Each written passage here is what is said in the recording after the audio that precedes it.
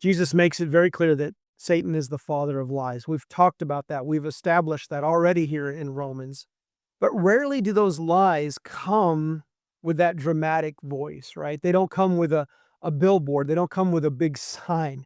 Most of the time, they come through wounded people in our lives. Sometimes maybe it's through parents who never felt love themselves. Maybe through siblings that we've had an adversarial relationship with from a very early age. Maybe it could even come through a spouse who struggles with self-worth and understanding, a teacher who has never really understood love, maybe through a pastor who is carrying a lot of brokenness on their own and as a result has hurt you. Sometimes, friends, it can even come through the church as a body because people embody the hurt around them and it can get passed on from generation to generation. Oftentimes, people are speaking out of the wounds from their past, but those words that they speak, they still have power.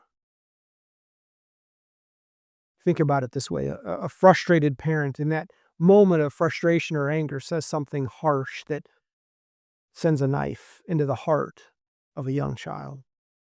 Or maybe a teacher not having a very good day because of something that is probably going on at home or somewhere else says something that hurts a student.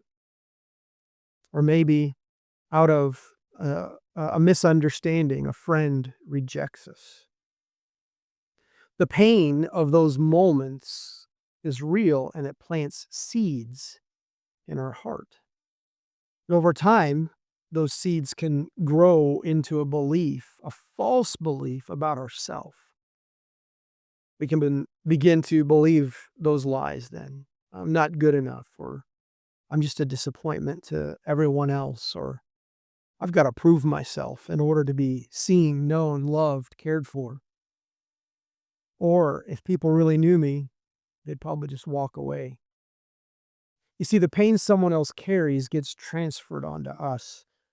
And then those lies that they believe quietly become lies that we believe about ourselves. Another way to think about this, I witnessed this when I was going to college.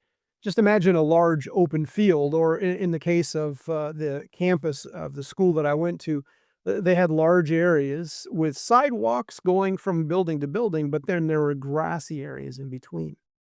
If somebody just walks from one place to another across that open field of grass, it doesn't do much. You can barely notice the footprints, and after a few moments, the grass rebounds and it's gone, right? The path is gone. But if someone walks that same path every day, something begins to happen. That grass bends and stays bent. And if hundreds of people begin to walk that same path, the grass eventually disappears. A dirt trail forms, right?